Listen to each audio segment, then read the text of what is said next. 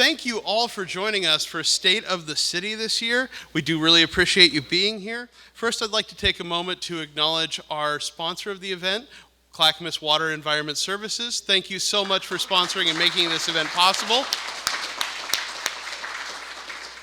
All right, so my name's Jonathan Owens. It's my honor to serve as the Chamber Director for the Oregon City Chamber of Commerce.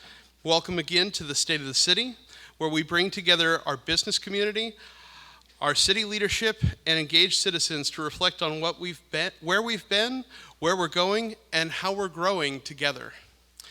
This event is about more than just updates and reports. It's about connection. It's about building stronger partnerships between the people who live here, lead here, and do business here. It's an opportunity for us to align our goals and reaffirm our shared commitment to Oregon City. The Chamber believes that when businesses and the community stand together, we don't just speak louder. We create real impact. We advocate for policies, we strengthen the local economy, protect our small business owners, and align the business needs with the needs of our community and our community's values to shape a better future for all of us. But Chamber is about more than just advocacy. It's about connection. It's about showing up, not just for networking and mixers and for ribbon cuttings, but for each other. Our nonprofits and our neighbors who walk through our doors every day. We chamber because we know that when one of us thrives, we all do. We chamber because we know that our city deserves a business community that doesn't just do business in Oregon City, but for Oregon City. Thank you for being a part of this vision, and thank you for chambering with us today. And with that, I'm going to introduce our board chair, Matthew Broderick. Thank you. So that was my applause and you stole it, so I'll need some applause back at the end. Hello, everybody. It is my honor to be here today representing the Oregon City Chamber of Commerce and the broader business community. My name is Matthew Broderick, and I have the privilege of serving as chair of the board of directors. Even though I work from home, I did purchase a shirt for this event, so thank you for that. I'd like to start by acknowledging some amazing folks I see in this room today. Some of our board members, including Seth Henderson, who has taught us so much over the last few years now. Beth Nelson, who does not get enough praise at all. You do not. LaDonna, LaDonna, there you go. Claire Metz, yay. I saw Petronella in here as well. And some members of the city who contribute their time and wisdom to our board as well, like Mr. Conkol. I'm sure he's here. Good to see you, sir. Thank you very much. I also see past board members in this crowd, including Ray Stobie. Thank you for being here, Ray. And other members of our amazing ambassador team and our Government and Economic Advisory Committee. Thank you for being here too. And most importantly, to the heart of the chamber, our local businesses. You show up to morning coffees, after hours, special events, and your commitment to this community makes all of the difference. Thank you very much. And even yes, to our spouses and partners who sometimes ask, why do you volunteer so much? Thank you too. I see you here too. Serving on this board for the past 4 years has shown me something very powerful. And that is that everyday people like you, people like me and you, can have a real voice in this city. Collectively, through institutions like the Chamber, we can make a lasting impact. And it's been inspiring to watch the Chamber, under John Owens' leadership, step up to serve our members by strengthening that connection, giving people a voice and a path to action. This past year, we've seen a remarkable collaboration between the Oregon City Chamber of Commerce, the Oregon City Business Alliance, and the Downtown Oregon City Association. Our organizations haven't always seen eye to eye, but our boards met on neutral ground and we were able to hash it out. They wore their colors, white and blue. The OCBA wore their colors, white and blue, and we wore our colors, white and blue. The Rotary Club mediated. What we discovered is this. While each of our organizations brings different strengths to the table, We're often pursuing the same mission, and by aligning our voices and working together, we're advocating for a thriving local economy that stays uniquely Oregon City. Together, we are Oregon City strong. Now, we might be heading into uncertain economic times. We've all seen rising costs, and we've all seen workforce shortages. And I myself have watched businesses and families feel the weight of financial and bureaucratic strain. And there's another issue that I've noticed as I've looked around outside and I see a lot of people, young people, buried in their phones. I fear we're losing something like a sense of our local community, or just local in general. And I think now more than ever, we need to rely on our neighbors, whether that's by shopping local, building new friendships, or volunteering your time. We need to, forgive me for this, we need to circle the wagons. We need more people getting involved on boards, on committees, using their voices. And it's especially encouraging to see some more youthful faces stepping up into chamber life. And speaking of circling the wagons, I'd like to thank the city for all those roundabouts they've been installing. As a British person, that's for me. So to round this up, I think it's essential that we continue to recognize one simple truth. The business community is the community. We work here, we live here, our employees live here. When businesses thrive, they create jobs, they support local causes, and they give us places to gather and places to grow. So I'm proud that our business owners and entrepreneurs have this voice and this moment to speak to our city. I'm proud of the partnerships we're building and the bridges that we're mending, and I'm hopeful because we're doing it together. A huge thank you to our city representatives and to our Mayor Denyse McGriff for dedicating your time and energy to this. Let's get on with it.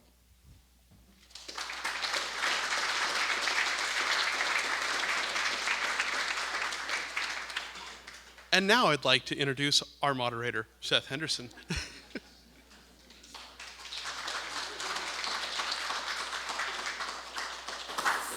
How's the volume? Pretty good? Everybody in the back? Great. So I think we're going to start off here with 15 minutes with the mayor. Open platform, talking about what has been accomplished in the last year and what you're hoping to accomplish in the next year.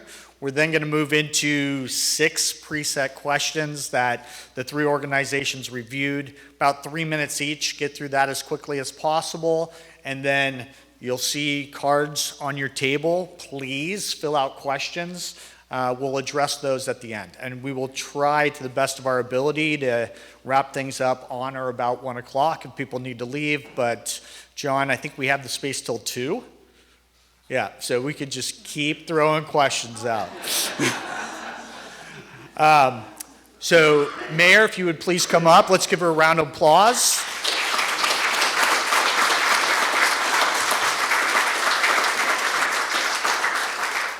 One last comment. Everybody in here knows the massive salary that the elected officials in Oregon City get, right? So the mayor is here on her volunteer time to support the community and should be respected as such. So thank you. Well, good afternoon, and welcome to the Seth and Denyse show that you'll be seeing later. We've been practicing. Let me start out. So, is there anybody in this room that I have not met or don't know?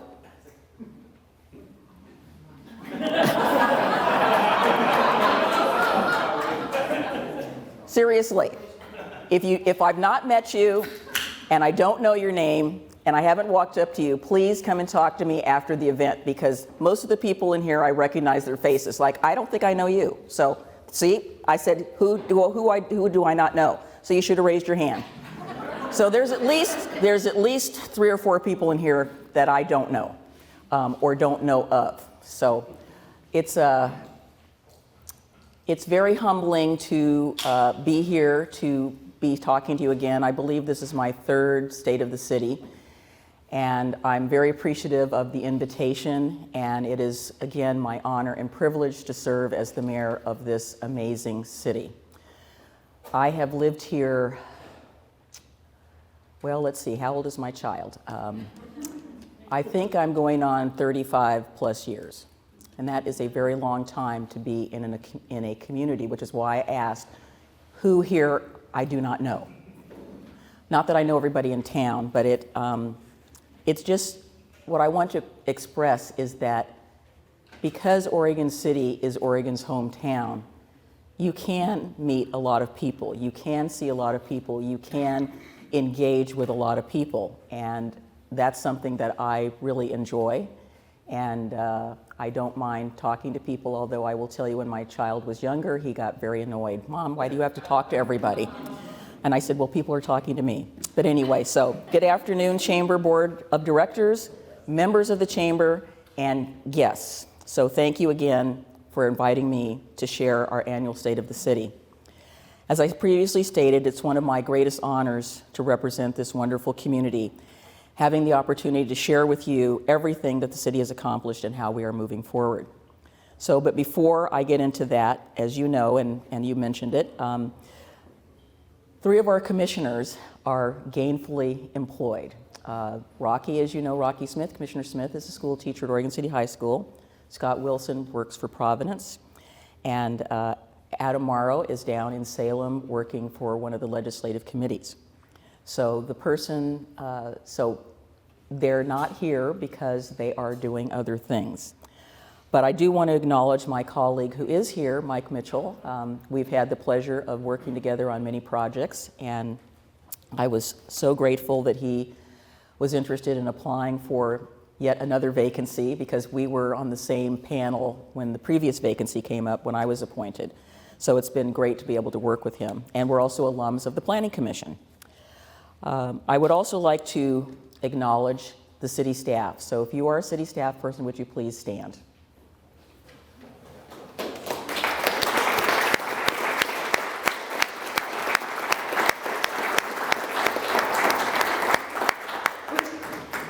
I can't do what I do without these folks. There's some of you, like Evan, knows that I probably call him 2 or 3 times a day and say, hey, I forgot this, or what about that? But I don't acknowledge everybody. So our police chief, Sean Davis, our IT director, Michael DeBye, HR director, Patrick Foyles, economic development manager, James Graham, community development manager, Aquila Hurd Ravage. I won't want to say it's my favorite department, but I used to work in that department, so it is my favorite department. City manager Tony Conkle, who we have known each other a very long time, and I appreciate our relationship that we have. It's been very collaborative, very supportive, and he will tell me, well, that's a stupid idea, and I appreciate it, but he's listening. So our communications manager, Jared Lehman, work with him very closely. Without this slideshow, we wouldn't have had it without his efforts, and he helped me write this speech. Our assistant city manager, Alex Rains, and I would be remiss if I didn't mention also our assistant parks director, Thomas Kissinger. Those 2 have been managing the city since we've had the vacancy in the director's position, and they've been managing the department quite well. Also want to acknowledge our library director, Greg Williams. We've collaborated on so many projects, and I can't wait for Star Wars Day. Public Works Director, Dana Webb, again, another person I've collaborated with over the years. City Recorder, Jacob Wiley. Keeps me on the straight and narrow, is always a font of information and advice. And like I said, he and Evan keep me informed about what I need to do and when I need to show up to be somewhere. Also, last but not least, Matt Zook. He is our finance director, and as many of you know, we are about ready to go into budget. And I will say that I'm so grateful that we've gone to a 2-year budget cycle, because when I worked for the city, we would start the budget, we'd finish the budget, and then we'd start the budget again, and it was a never-ending merry-go-round of budget, and it was not my favorite time of the year. But I enjoy it much more now because we have a break in between. But he's working very hard, and you'll know that our first meeting is April the 10th, and we have the budget committee that is up and ready to go, and then we have the final review and approval by the City Commission. This is one of the most important parts of our job. As we meet first, as I said, with the budget committee, and we submit a provisional budget document. We ask for citizen input, then it will go back to the City Commission for more citizen input before any additional revisions are made for approval. We're going to have our work cut out for us this year because of, well, you know, everything. The very same pressures that our household budgets feel are also felt by the city. The cost of doing business has gone up dramatically, and I am not kidding, while revenues have not been matched. Consider how much you pay for your phone bill, or your cable bill, or your electric bill. Those costs have risen. Now imagine you're the city of Oregon City, multiply that by 20,000 or so. This is the case for all aspects of our work. Asphalt has risen more than 60% in 4 years. The revenue stream that pays for road maintenance, the pavement maintenance utility fee, has only increased 8% in that time period. Again, 60% versus 8%. This is the case of the city's areas of focus. Pool chemicals, for example, the cost of treating the pool have gone up 40% in the past 4 years. And that doesn't even take into account the cost of the maintenance. And those of you who are longtime residents of Oregon City know that the pool is at the end of its life. We are going to be having some future discussions about how we're going to replace that. If the community wants it replaced, what does that mean? It is these realities, whereas goals and priorities that we have outlined during our recent goal-setting session in February, that will be the top of our minds as we enter this biennium budget. Of course, there are a lot of really wonderful things happening in the community, and I'd be happy to share some of our accomplishments as they're related to our city goals and the favorite parts. This is one of my favorite parts of this particular job. We've had, I've participated, I believe, in 3 goal-setting sessions, and it has been very rewarding. We bring in our department heads. The department heads get input from the staff, and we are able to have some very frank discussions about things that go on in the city and how we were going to approach them. And that collaborative approach has been one of the successful hallmarks of the time that I've been in public office. So are they on there? So you'll notice, so those of you who have those memorized, there will be a test at the end. Mr. Henderson will be asking you for your scores. So you'll notice some similarities between the goals we had last year and the ones we have this year. But I will say that the one thing that these goals don't say, but they do say, and I'll walk over here, it's this word right here. There's one word that I would say signifies how I feel about this community and the work that I do on behalf of this community. It's the livability of Oregon City. Everything that I do, I think about that particular statement, that word. How does it affect the livability of the residents? And I'm a resident too, so I want to have great livability. I don't set myself aside from that. I look at it and say, well, how does that affect me? I live here too. So it's kind of like being on a fitness journey. And for those of you who know, I do work out. It's fun, although today was a little dicey. We had a 200-meter row, and I broke my own record, so that was really good. We had to do it in less than, less than a minute. So I had 42.19. Yes, I know. So it's like the fitness journey. So you can't just go and do it and stop. This is not something that you just check a box off and say, okay, I did that 200-meter row and I'm done. No, you're consistent. You keep going. You keep working on it. You keep talking about it. You keep doing it. And the work of providing the quality of life for our residents, they've come to expect it, and they deserve it. It is something that's never completed. So when I showcase the new goals, you'll recognize those similarities. And they're here on the screen. And we don't quite have them printed up yet, but we will make sure you get them. So the first goal focused on being a welcoming, inclusive community and organization. It is the one that I think has seen the most movement this past year. And there's been 2 work groups, one comprised of residents and one comprised of city staff, that are meeting regularly and have already put a number of plans in action as they bring their own mission to focus. Likewise, the city work group has taken numerous steps to offer recommendations on how to ensure the city organization remains one that is welcoming.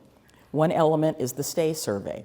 That will has given staff the opportunity to provide feedback on what they would like to see to ensure our organization is welcoming and one that attracts and retains the best people. And since I was a recruit, I can relate to this very personally. Moving on to my favorite topic, infrastructure. Now, it might not be your favorite topic, but it is mine. And it may not be the most exciting for people, but it is one of those things in local government. Infrastructure is a key focus for us. It is making sure that the water gets turned on from the faucet when you turn on the tap. It's the roads. and the sidewalks we travel. It's the online services that allow for residents to access and conduct city business. The city has been making tremendous infrastructure improvements, and if any of you have been up Molalla and Lynn and Holmes, you know that we're doing this, and everybody's going, why are you doing it all at once? Well, look at the weather. We got to do it while the weather's good.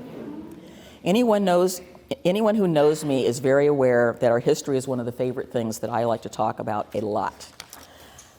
But the historic background of this community also comes with old infrastructure. It is one of the largest projects that the city is undertaking in recent memory, and that's replacing the water line along Molalla Avenue. It was installed when the Eisenhower administration was in office.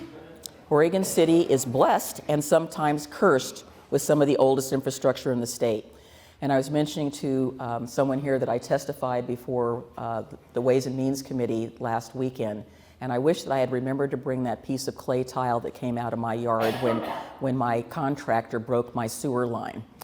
He was putting in a new water line in new plastic pipe, and he broke the terracotta one. So they're still out there in the ground.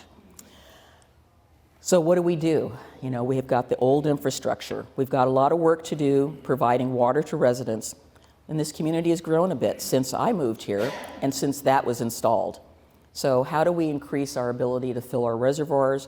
How do we get funding? We've been very fortunate to get a Water Infrastructure Finance and Innovation Act, or WIFIA. So if you hear me say WIFIA, that's what I'm talking about. The voters approved that. The work is wrapping up on Holmes Lane, and we're finding other avenues for outside funding. Now more than ever, our team is looking diligently to find ways that we can afford to do what we need to do to replace this. If there's one thing I think we could get each person in this room to agree to, is that's having an informed community. Involving residents is a key component of an effective, functional government. That is why we continue to support the neighborhood associations and the Citizen Involvement Committee. Over the past 2 years, we've seen almost all of the neighborhood associations become active again. I think we still have one more that's out there. But it helps keep residents up to date on what's happening in their cities. And I try to go to as many of them as I possibly can if they don't conflict with city meetings. Another thing we have done is outreach to youth. This is our 3rd year having a youth advisory commission. I don't know how many of you know we have a youth advisory commission. These are some amazing, I'll say teenagers because they are. We have been working with them on getting them involved and having them understand how they can impact local government. They just were in Salem this past week testifying on a bill to ban flavored tobacco products, which are unfortunately mostly targeted at young people and consumers. I'm really proud of the work that they've been doing, and I look forward to seeing what else they can accomplish. They've put on a mental health fair. They have done outreach to the schools by holding a clothing drive at Jennings Lodge School, which is where the clothes closet is. They have been involved in community activities in our community in terms of ivy pools or other park and rec activities. And I'm hoping to get one of them to volunteer to work with us on our Juneteenth, which will be coming up on June 21st. So we're also looking for other ways to get our community involved. We have a new group that's been formed called the Oregon City Ivy League, and we are helping to remove invasive species in our community. Their efforts have removed several trailer loads of ivy, blackberries, holly, and other invasive plants from our park spaces. The first event is coming up pretty soon, and the group's efforts continue to grow. Community involvement can be fun as well. Last year, we held our first 4th of July celebration in many years. So how many of you remember when the city of Gladstone, Westland, and Oregon City put on the fireworks show? Raise your hand. So some of us are still around from that. I'm glad we don't do that anymore. But it's one of those events where we decided as a commission to bring this back. Our staff, bless their hearts, managed to pull it off for last year. But we want to bring our residents together for a fantastic event and a laser light show. The commission is invested in making this an annual tradition and a scope which we hope will only grow small amounts because we don't want to overtax our staff. So the topic that's been primarily on a lot of people's minds in our community, and it's one I probably get asked about the most, is houselessness, homelessness, and it's on our minds. It's one of the key elements of our homelessness plan will be coming to fruition soon, and that is a community court. Similar courts in other communities have shown remarkable success in helping to close the endless loop of arrests and releases. By focusing on the root issues that cause people to end up in court in the first place, not by punishing them, but we can try to help people get off the street, don't have to be in the court, and rejoin the workforce. But we all must work together on prevention. At the Clackamas County Business Alliance event that I recently attended, I said one of the big issues that I've come to recognize is that it's about prevention. We don't really want people to end up at the end where they're in court and they have to engage the police. I don't know exactly how that can happen, but it's a statewide issue, and the state needs to take the lead in helping us get to the roots of what the problems are and prevent them before we get down here to community court. Another thing that I want to mention is that, and here you go, Trieste, the commission will be interviewing candidates to sit on the board of directors for our destination marketing and management organization. So if you hear me say DMMO, that is what I'm talking about. We have some more slots to fill, and the group will be tasked to finding an executive director who is a tourism professional who can help us continue to promote Oregon City's tourism industry into a real economic driver for the community, without impacting the residents' quality of life. And if you don't know what I mean by that, if you've ever lived in a community that's a destination for people, I lived in Bend for a number of years, and I can tell you that there's a real disconnect sometimes between the residents' needs and the people that come there to party. And when you have to get up and go to work in the morning and the house next door to you is a party house, it doesn't make you happy.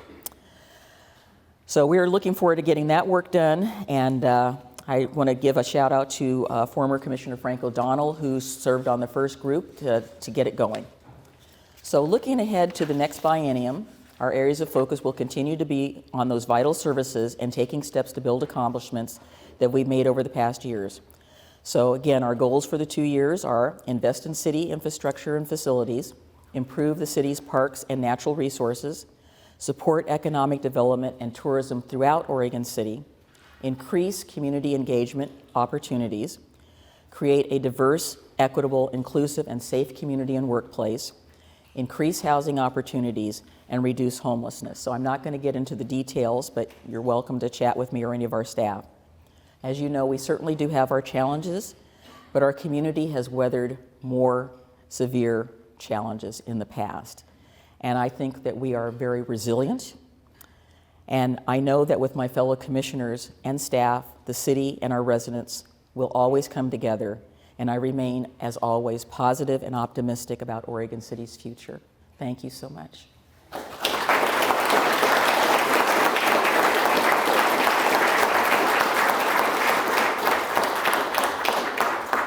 Okay, now we're ready for the Denyse and Seth show. Just a quick side comment. Did anybody else notice how many staff members stood up? Yeah. Way to stack the room, Denyse. Brilliant. I like that. I didn't have anything to do with the invitations. All right, so I'm a little giddy. I've been waiting for this opportunity for a while. So Could somebody please hold him back? I think he's had way too much Coke or something, or coffee. I don't know. Let's start out with an easy one. Tariffs, good or bad? Bad. Okay. So Metro has designated Oregon City a regional center, and there's only two of them. It's Clackamas Town Center and Oregon City. So what is your definition of a regional center? Do you believe that's a vision worth pursuing, and how might you accomplish it if so? Well, I am not going to be accomplishing anything. I'll be working in a team to accomplish some things. So let me give you the definition of a regional center as defined by Metro.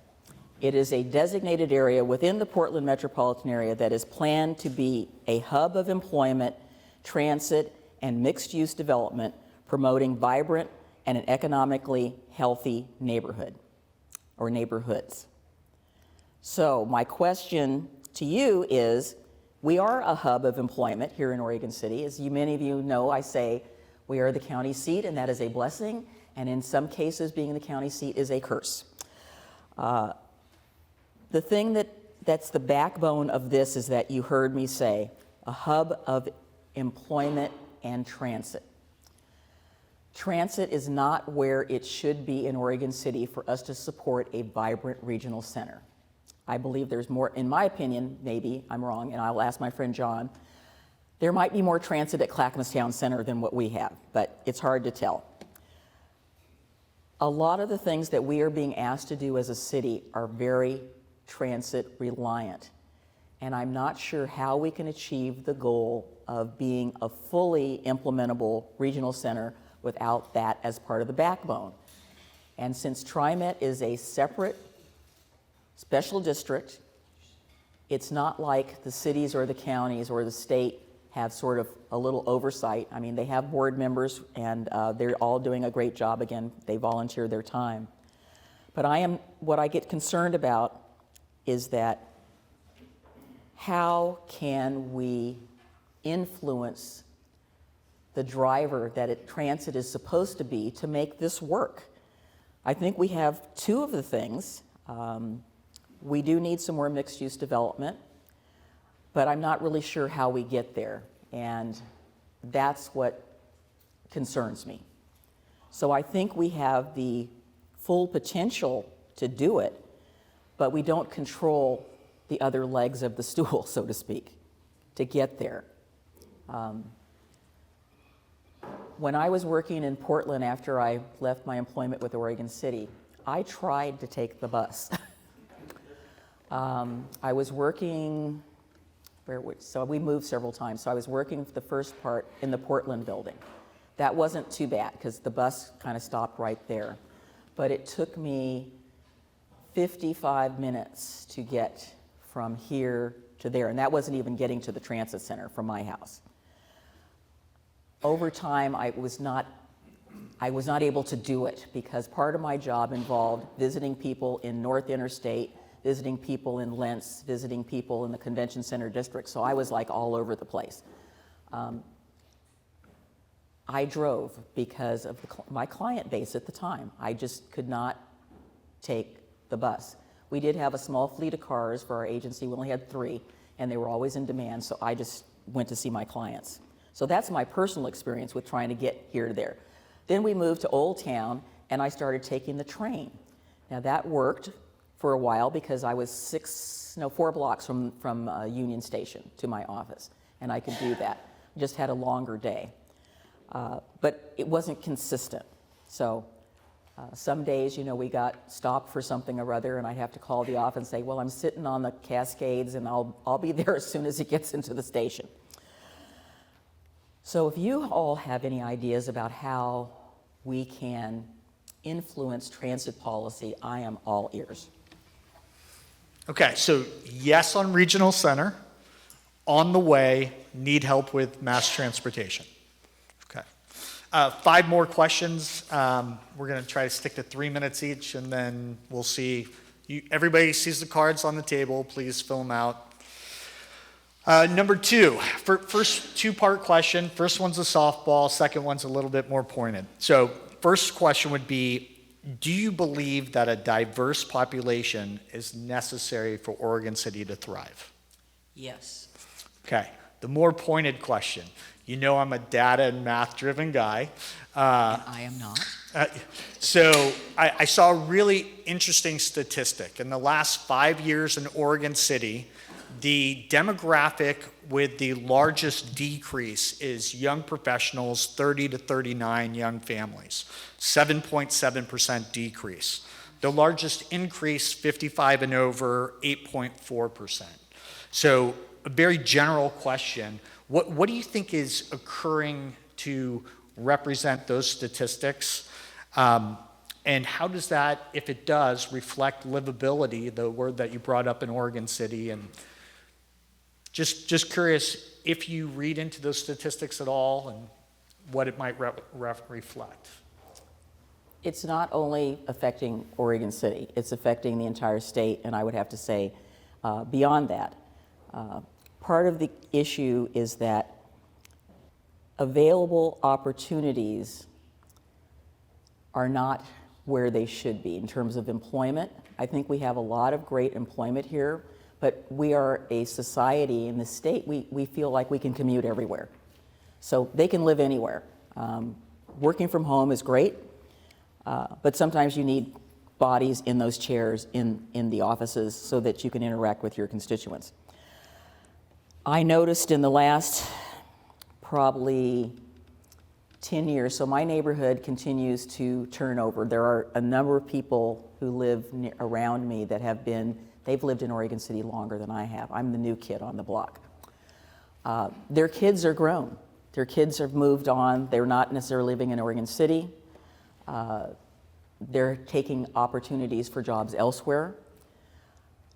Most of my new neighbors have moved here from Portland, where it's more affordable, they say.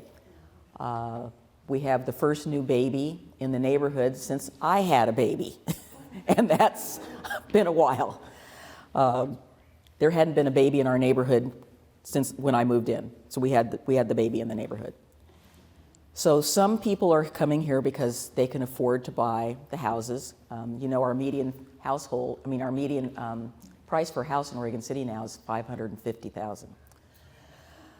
And with the interest rates being out their way, I don't know how people are affording, but if they're selling their house in Portland, they're able to come here and move. I think that it's beyond Oregon City. Again, as I said, we have a very mobile society, and the young kids, my son doesn't live here anymore. I'm hoping he'll come back. But they're everywhere. All of my friends who had kids about the same time I did, all their kids don't live here. And they're between 29 and 40. But they're gainfully employed, that's good.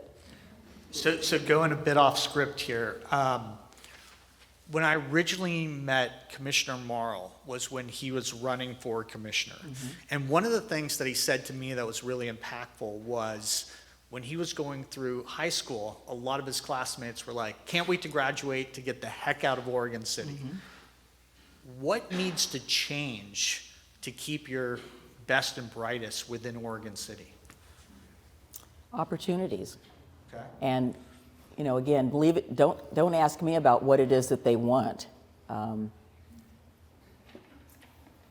don't mean to pick on the kids, but they don't have it as easy as we did. Things are so unsettled for them that I think that they're not really sure, and that's it. Kind of you have to talk to them and find out. Well, what do you think? The pathways that we were exposed to, which is me, college track. That was not even an option. My parents, you're going to do this. There's so many more opportunities that kids can take different pathways. A couple of our youth advisory commissioners, one of them is already signed up to go into the military. He comes from a military family, and that's what he wants to do. Some of the others are going to go to Clackamas Community College for a couple of years, figure out what they want to do, and then go from there. So I don't know. I don't have the answer to that question. Okay, that's honest. But we can talk to our kids, or kids that we know. CFEC, climate-friendly and equitable communities, middle housing. There's a number of policies that the state is currently pushing down on municipalities. How can Oregon City's elected officials work to comply with these requirements required by the state while best representing their constituents? How do you balance? Well, I'm going to reverse that. I am more concerned about how my constituents feel about it than the state does. And I'm not trying to be irreverent or snarky about it, but again, back to my watchword, livability. Those of you that have known me for a long time know that my background is land use planning, so I support the land use planning program. I haven't as of late because I feel really strongly about the fact that a lot of the regulations that are being proposed and enacted come from people who do not have insight about how local government works. And if you look at the members of our legislature, I can count on maybe two hands those people who elected, such as Representative Hartman. She's been a city councilor. There are a few others. They don't really know what it takes to operate and run a city. And so they think, well, we can just approve this and the cities will just go along with it. I'm a very active member of the League of Oregon Cities, and while I'm not saying that I don't support CFEC, and I'm just going to use the initials, I want it to work, to make it work for Oregon City. And again, this is another one of the regulations that is transit-based. And I said to this person at the staff at Department of Land Conservation Development, I said, Kristen, have you been to Oregon City? Do you know what our topography is? A quarter mile from a bus stop is not reasonable for us. So I have talked to them. We're not out of the woods yet, but we have some options, which I'm very happy about. And over this weekend, I'm going to take some time to go to different bus stops and walk for 5 minutes and see how far I get. Because I think that is really key. People who live here, even if they are transit challenged, we do have people that take the bus. But for the most part, do you see all those cars exiting and coming in every day for the workforce? That's what people are having to do because they're driving to here, to there, wherever. Maybe the bus doesn't go there. So I am willing to continue to work with the state in a program that I have spent my entire career supporting, but I'm not going to do it at the expense of Oregon City. And that's kind of my last word on that. Staff has been very accommodating, even though I've been a little bit snarky about it. I want it to work, but I want it to work to the best interests of our community. And then you talked about housing. So I have some notes here. So we were kind of messing around with these questions, so he's kind of messing with my order here that I had to try to answer them. So one of the things, that's why I said it's the Denyse and Seth show. So one of the things that I'm really concerned about is the requirements that the state has, and I will put this squarely on the governor, and I've talked to her about it, is the housing legislation that's coming down hot and heavy and basically constraining our ability to work within the requirements. And again, I support the state. But when you have legislation that says all housing is needed housing, not all housing is needed housing. And what we need is affordable and we need workforce. And let me explain to you what I mean by workforce housing. So workforce housing is a person who is a pharmacist, who is a school teacher, who might be a janitor, who might have another professional job. They should be able to afford housing. I was doing some research 2 days ago, and I asked Google, what is Oregon's median family income? So a median family income in the state of Oregon for a family of 4 is, and please don't be shocked as I was, $60,126. Now, I don't know how a family of 4 survives on that. So then I did the calculation and said, well, what is 150% of that? 150% of that is $90,289. That's for a family of 4. Now, do you think they can afford a $550,000 house? I don't think so. So how can we work with the state to get the housing that the cities need? And I say cities because I've heard this from other mayors and other councilors that I work with. How can we get the housing we need so that it gets to the people who need it? First-time home buyer programs, where are they? Affordable housing trusts, community land trusts, organizations like Habitat for Humanity, but they can only build one house at a time. What if we could get a larger version of that where we could help find some land that was affordable, because that's the big problem. And the thing that I keep telling people is that we do not control the land, nor do we control the cost of production. So what we are getting is apartments at market rate, which, I don't know if you guys have checked what the apartments are going for around here and in the Portland metro area. It's shocking to me that people have to pay $2,000 a month for basically under 1,000 square feet, so they're doubling up. So when Commissioner Smith was still in office, one of the things that she was getting warm up to was this land trust issue. She also talked about possibly making some direct allocations to cities from the SHH funding. So we could say we've got let's say we get $100,000. We could say we've got $100,000 waiting. We are looking for a nonprofit or a profit developer who will work with us to build the housing that we need in Oregon City. She was warming to that idea, and now she's gone. So I'm going to try to start all over with Craig or I should say Commissioner. So I tend to be less formal. So Chair Roberts, to see if he is interested in us talking about this in the future. So, but we need it now, and I don't know how to get there. I don't know exactly how to get there. So I've watched a lot of city commission video. I'm sorry. And work sessions, yes. A lot of interviews recently. So the DMMO, as well as the Planning Commission, had interviews recently. And in both occurrences, the City Commission decided to reopen the application process. I'm sorry? More than one. Yes. So how can we attract the talent we need to place qualified residents on the volunteer boards?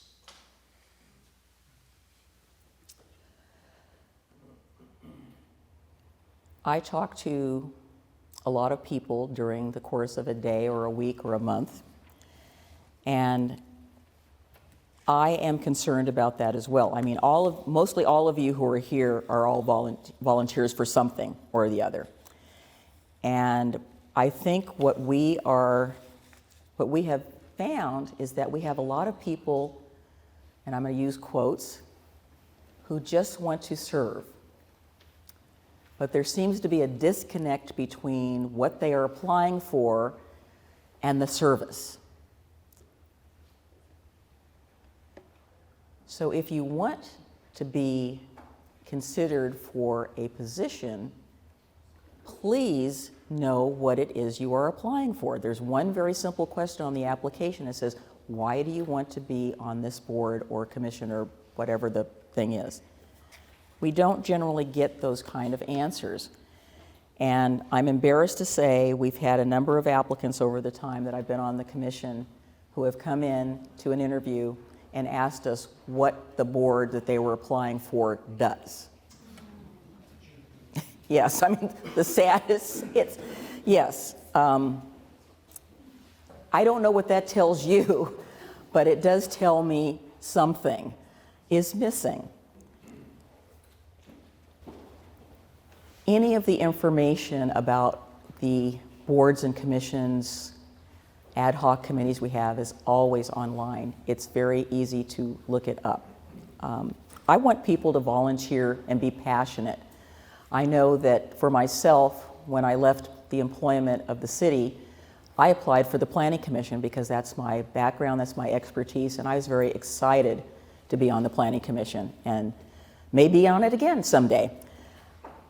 But I did my homework and I researched the current issues that the Planning Commission was dealing with, and so I was able to intelligently respond to their questions during the interview to say, I understand you're working on this.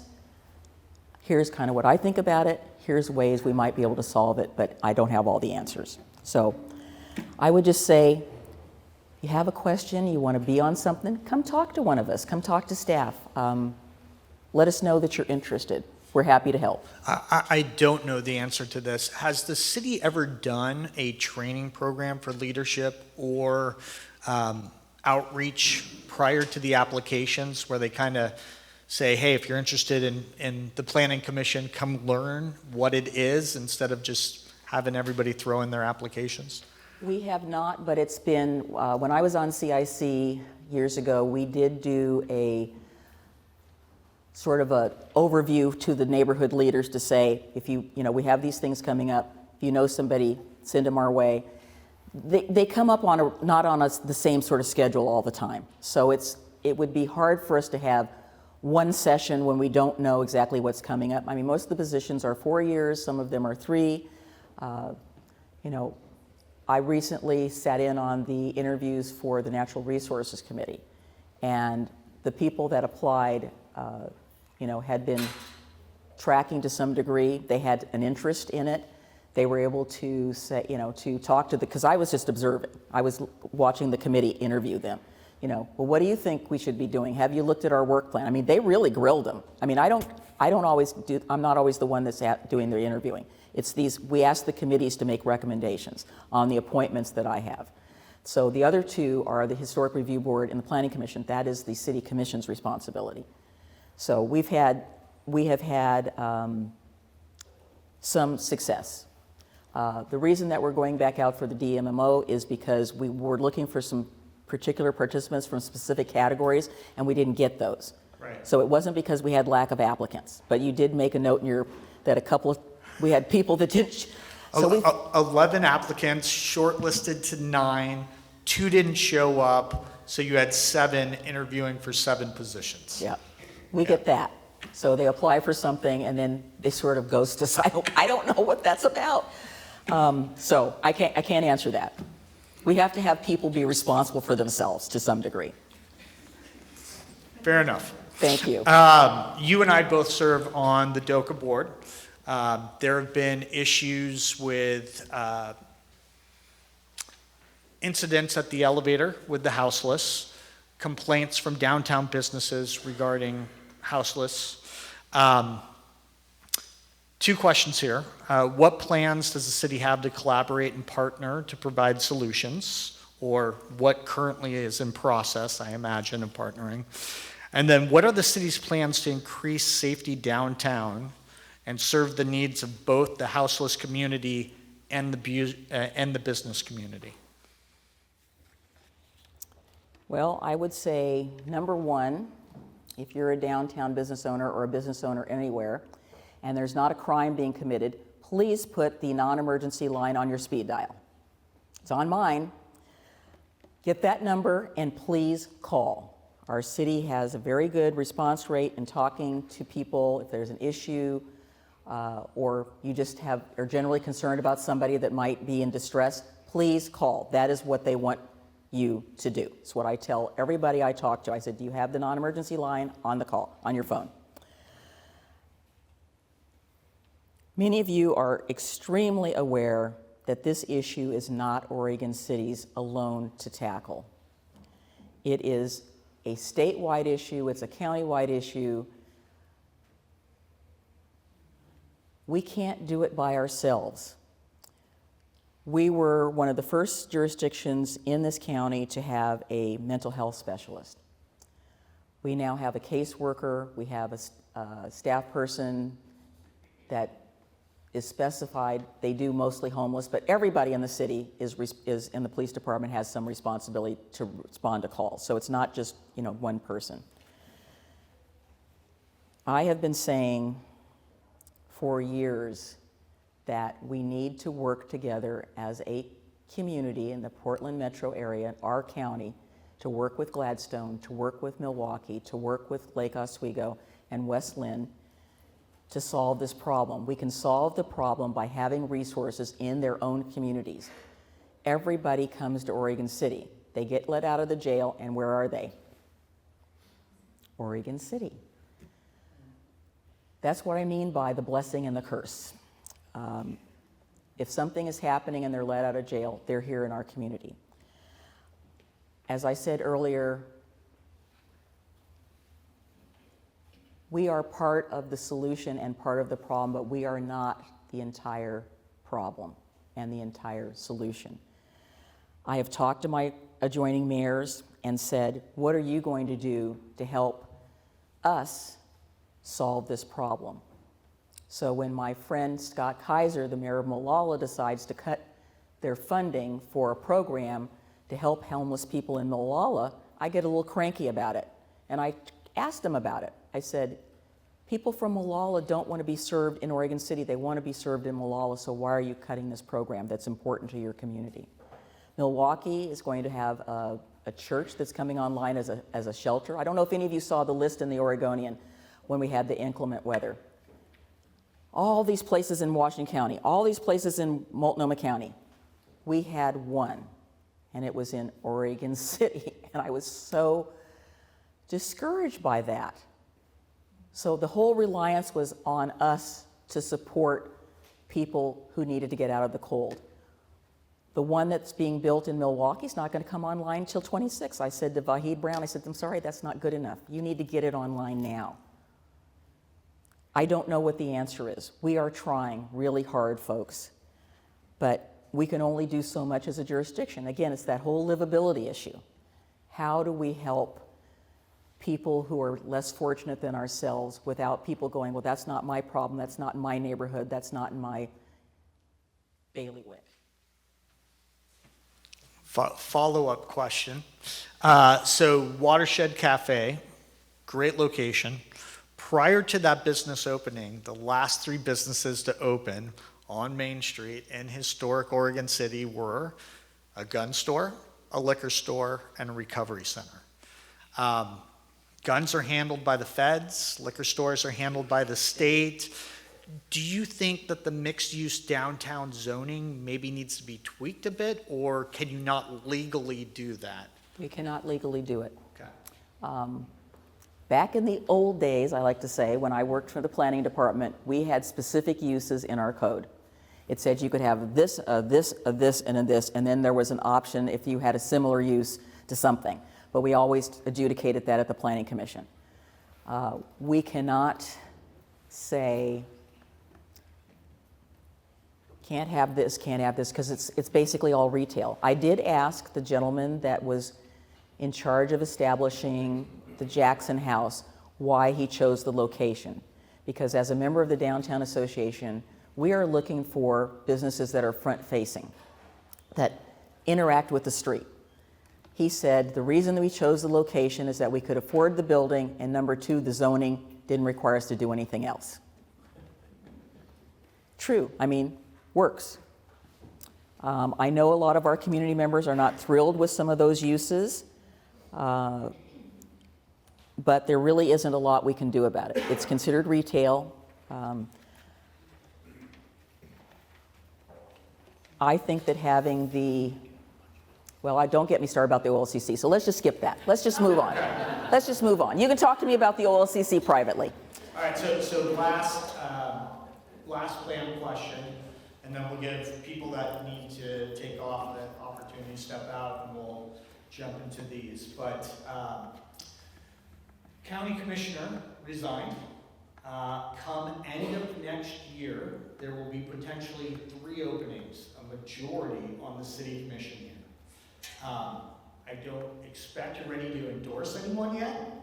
Okay, we talked about this and no, that I think the question is inappropriate. It is not for me to say, but what I did talk to you about is what I can talk to you about is what are the qualities that I think we, as residents of Clackamas County, deserve to have in some of those offices.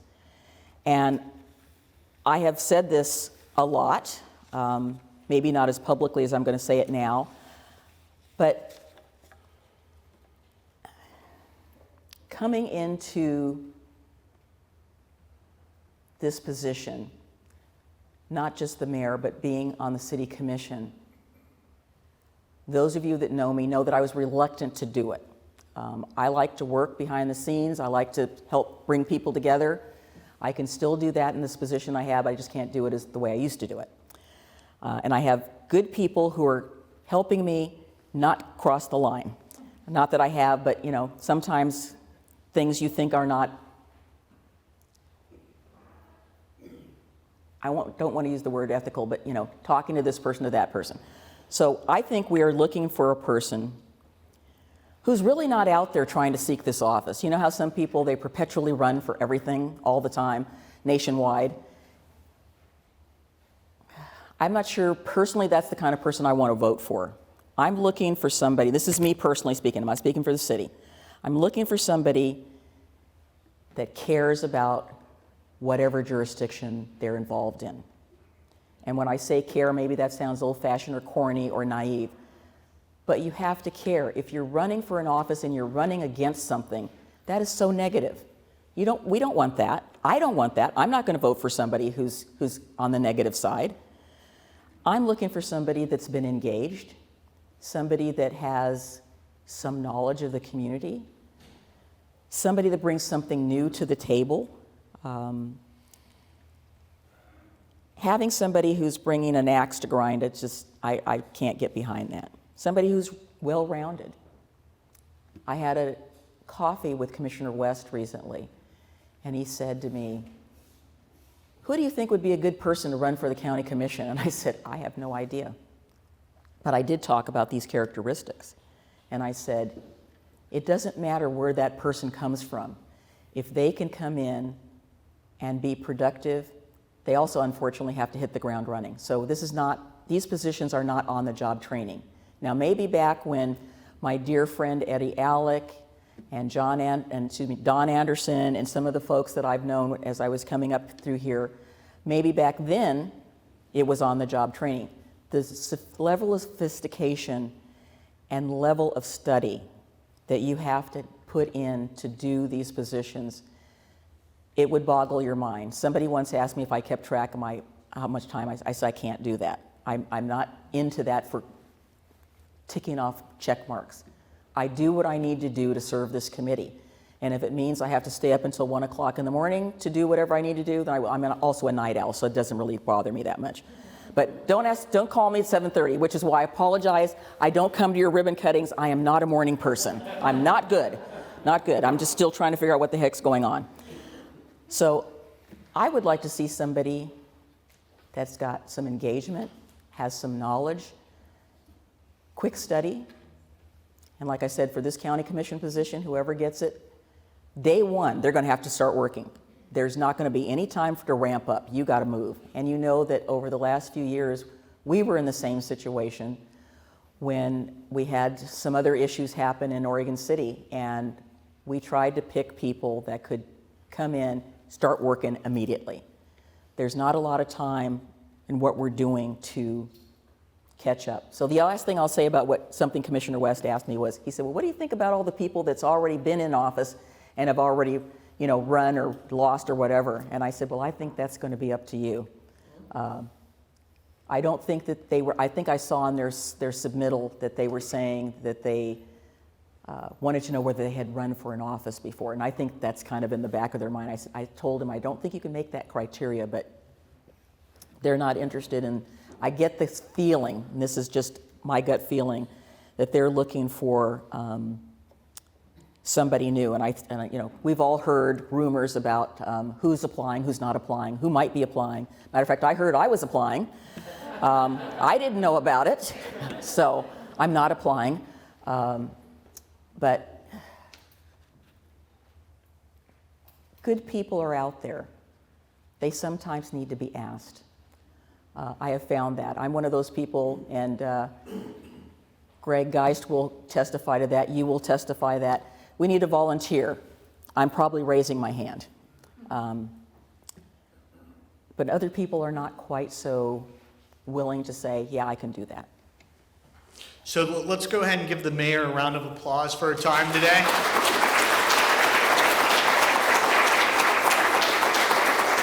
We can take 2 questions, right? We'll take take a couple of questions. 30-second break. If you need to get back to work, completely understand.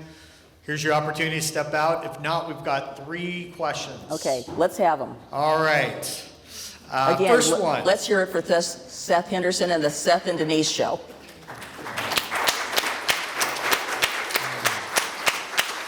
All right, let's get through these last 3.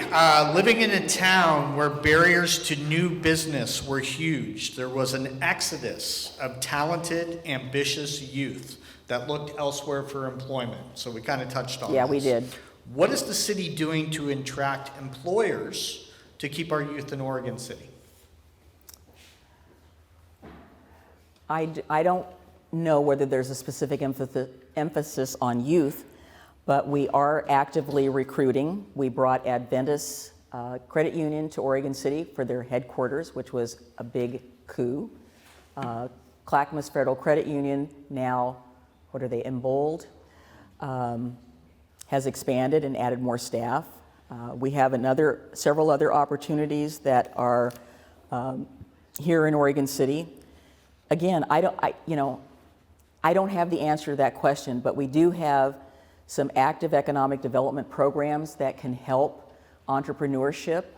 We have a Talent Ready program. We have, James, help me, what's the one that you have me come to every year that I can't think of the name of right now? BizPod. Yeah, BizPod. And we have had 6, 12, 18 plus graduates of that program, and those business owners have gone on. There's one in this room. I won't point you out, so don't worry, I'm not going to call on you. So that is one thing. There are a lot of young people who want to start their own business. We just have to get the word out to them that we have these programs available. We also have let me just touch on briefly, we have a Thimble Creek, sorry Mike, I still get that wrong, Thimble Creek industrial program that we are going to be embarking on. Commissioner Mitchell and I are going to be basically the cheerleaders for this particular project. We've got property along Beaver Creek Road, near Myers Road and south, that has sat undeveloped for a long time. We have some reluctant property owners, but I think we are going to give it one more educated try to see if we can facilitate some development, because the land is there. It's just people think that their land is worth way more than what the value is. I can't relate to that You at all. can't relate to that at all? I didn't think you had any understanding of that whatsoever. Okay, please talk about the OC Arts Commission. What do you think the arts contribute to our community? Well, being that I participated in the 7th Street Corridor project back in 2016, art was one of the components that we asked to be put into the plan, and I give credit to former Public Works Director John Lewis for being open to that.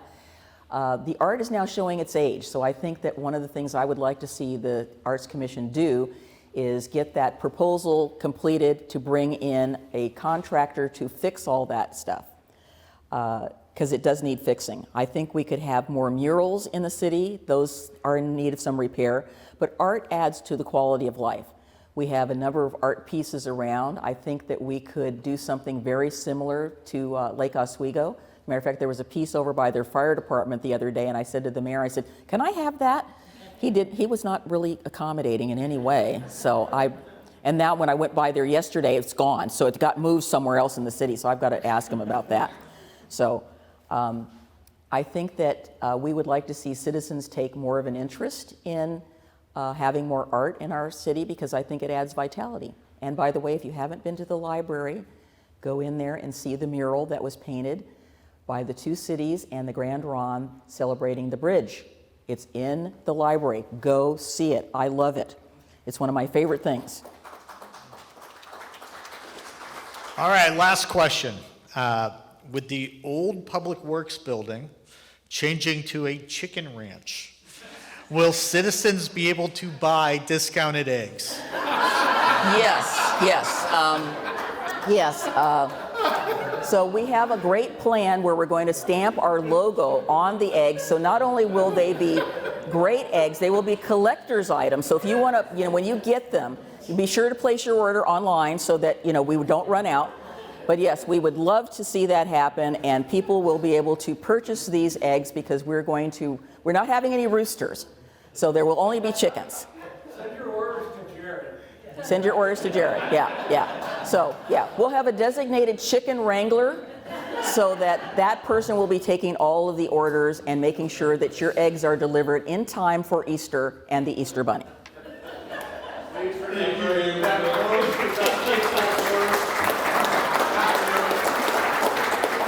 Okay, so listen up.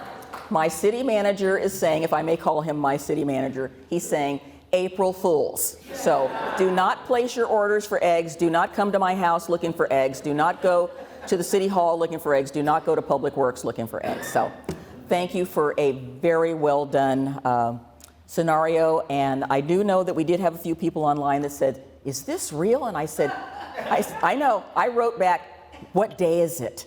So before I close, I want to thank you all for listening to me give my opinion. Some of the things, again, the questions are my opinion. They are not the position of the city, and the city disavows any knowledge or anything of what I'm saying.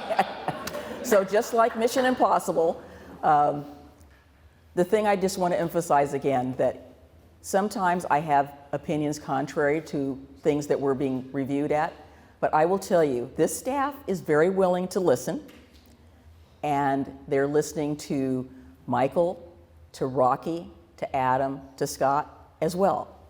And that's what makes our city government so collaborative and so helpful, because we all don't think the same thing. And maybe, sometimes I come up with an idea that staff goes, hey, I didn't think about that. Or they come up with an idea and I go, hey, I didn't think about that. So I thank them from the bottom of my heart And I appreciate all the things that they do, and I appreciate all of you for being here. I appreciate the members of the Chamber, OCBA, and DOCA.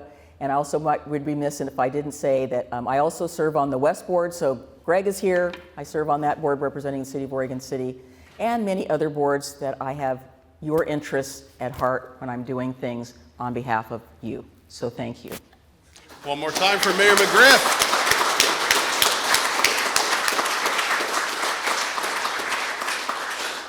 Well, I just want to take a couple quick moments to acknowledge, thank you again to Clackamas Water Environment Services for sponsoring this event. Thank you for the Ainsworth House for helping provide the venue for this event.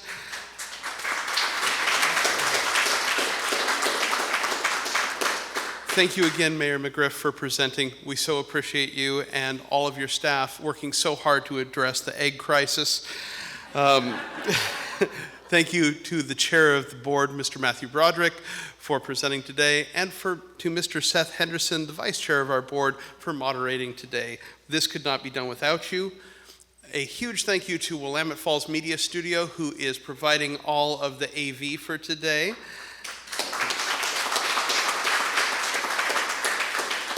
And a thank you to our ambassadors who helped run the entire program today, collected your cards, and checked you in. Thank you all so much for coming, and we hope to see you next year at our State of the City address again.